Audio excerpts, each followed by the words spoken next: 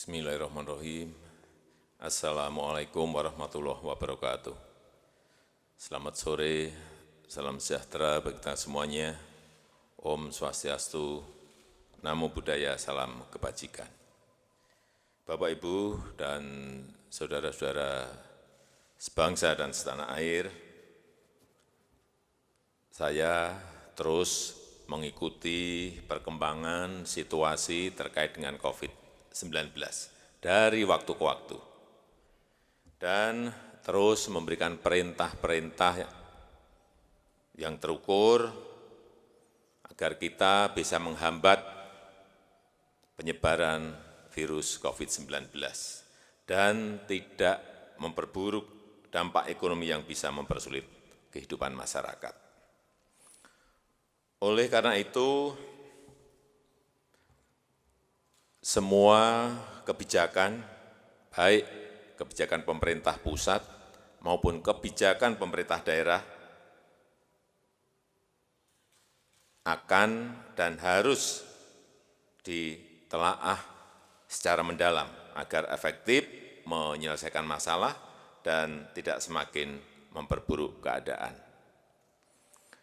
Perlu saya tegaskan yang pertama, bahwa kebijakan lockdown, baik di tingkat nasional maupun di tingkat daerah, adalah kebijakan pemerintah pusat.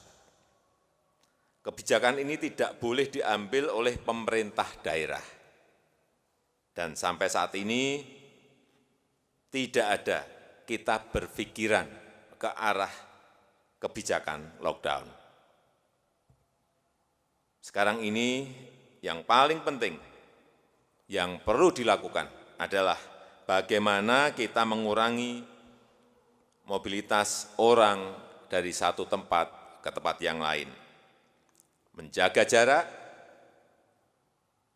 dan mengurangi kerumunan orang yang membawa risiko lebih besar pada penyebaran COVID-19. Kebijakan belajar dari rumah, bekerja dari rumah, dan beribadah di rumah perlu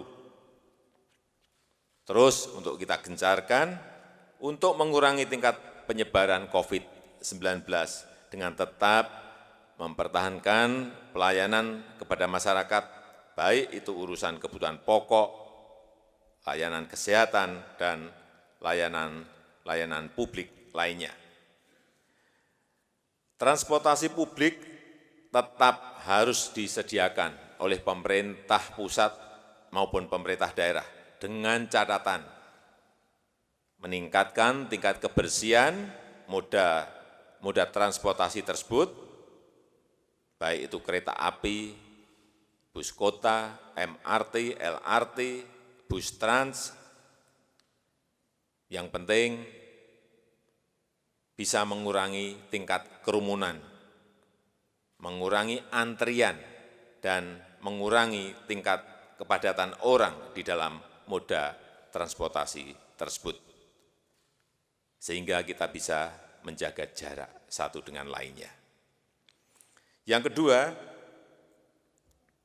semua kebijakan besar di tingkat daerah terkait dengan COVID-19 harus dibahas terlebih dahulu dengan pemerintah pusat.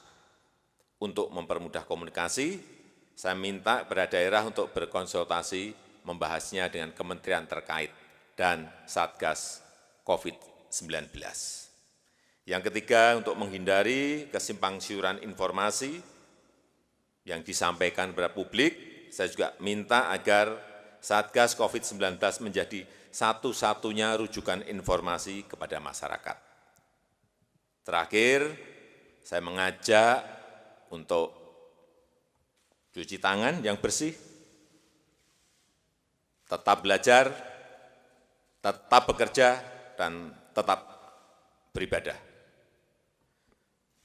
Solidaritas masyarakat adalah modal sosial kita yang penting untuk menggerakkan kita bersama-sama melawan COVID-19 ini.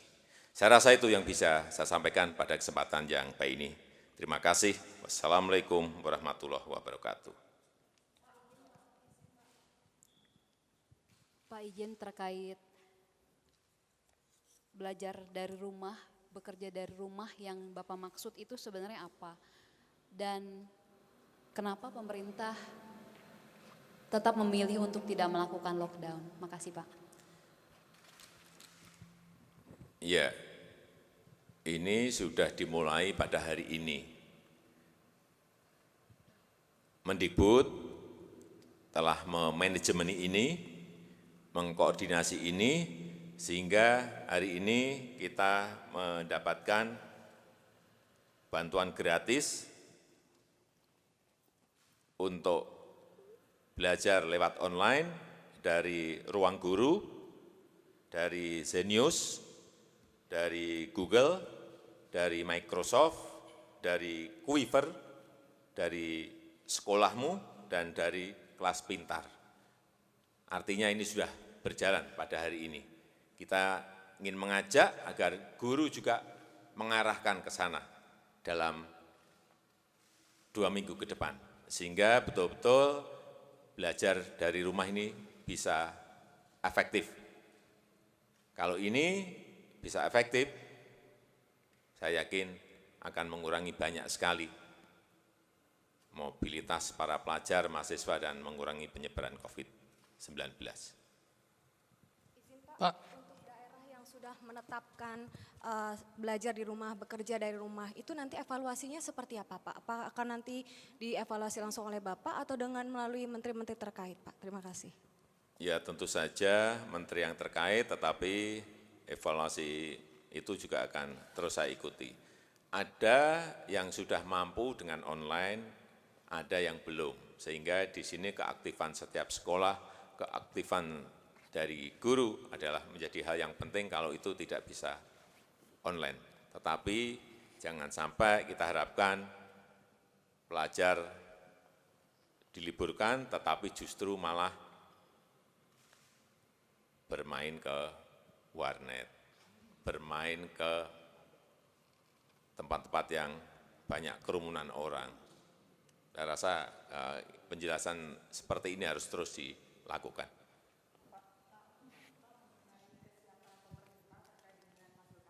Serta kemudahan akses masyarakat untuk menjalani tes ini seperti apa sih Pak? Karena kemarin begitu kan hari Minggu ada rumah sakit rujukan yang sudah ditunjuk secara resmi juga tidak memberikan pelayanan begitu. Padahal sekarang pemerintah sedang fokus untuk melakukan tracing. Lalu terkait dengan mekanisme tracing seperti apa Pak? Apakah mekanismenya apakah hanya orang yang kontak dekat atau seperti apa? Karena misalnya saja teman-teman wartawan yang sebelumnya meliput di istana begitu kan, bagaimana ini mekanismenya Pak? Itu ada Pak Menhub, lalu kemudian proses ini akan menjadi gambaran begitu Pak, keseriusan pemerintah untuk melakukan tracing begitu. Dan Indonesia menjadi salah satu negara dengan tingkat kematian yang cukup tinggi terkait dengan virus corona begitu Pak. Nah bagaimana Bapak melihat hal ini? Karena di negara tetangga kita misalnya Malaysia dan Singapura memang angkanya tinggi Pak yang positif COVID, tapi tidak ada yang meninggal, sedangkan di Indonesia ada yang meninggal. Mohon tanggapannya Pak terkait dengan hal tersebut. Terima kasih. Itu sangat teknis, nanti tolong ditanyakan kepada Menteri Kesehatan ataupun kepada Pak Ahmad Yuryanto. Ya. Pak, mengenai dari ini kan artinya bahwasannya tadi Bapak menyebutkan bahwa Satgas adalah satu-satunya pusat informasi. Apakah artinya nanti pemerintah daerah juga boleh memberikan informasi atau hanya melalui Satgas? Lalu kemudian apakah dengan ini kan kemarin Bapak keputusannya adalah menyerahkan daerah untuk menentukan statusnya masing-masing. Boleh ya Pak ya? Tetapi sekali lagi untuk hal-hal yang berkaitan dengan kebijakan yang besar agar berkomunikasi dengan Satgas COVID-19 ataupun menteri terkait.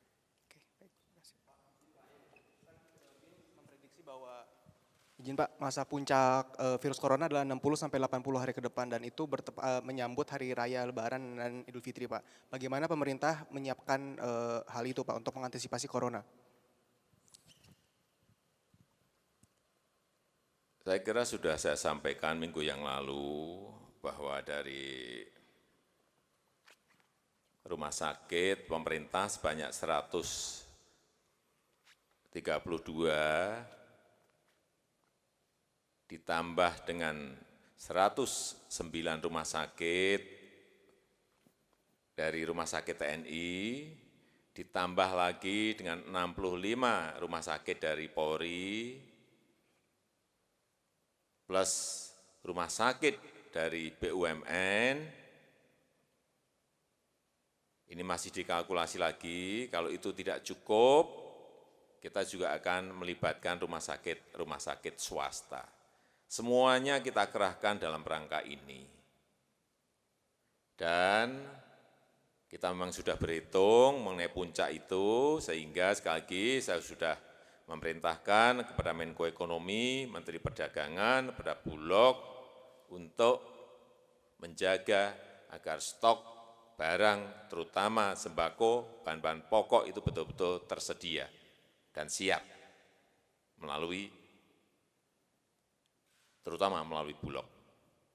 Baik itu berupa beras, bawang putih, gula,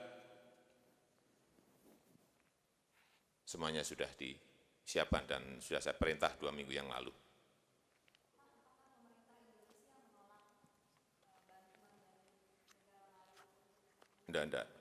Enggak. Minggu yang lalu saat saya berkomunikasi lewat telepon dengan PM Lee Singapura. Singapura mau bantu banyak kepada kita. Saya enggak ingat jumlahnya, tapi cukup banyak.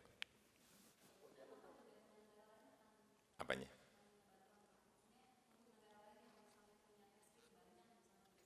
Ya, kalau ingin membantu ya kita terima.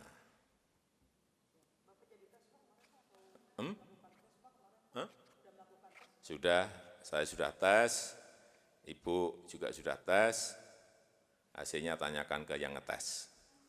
Ya, makasih, saya kira cukup.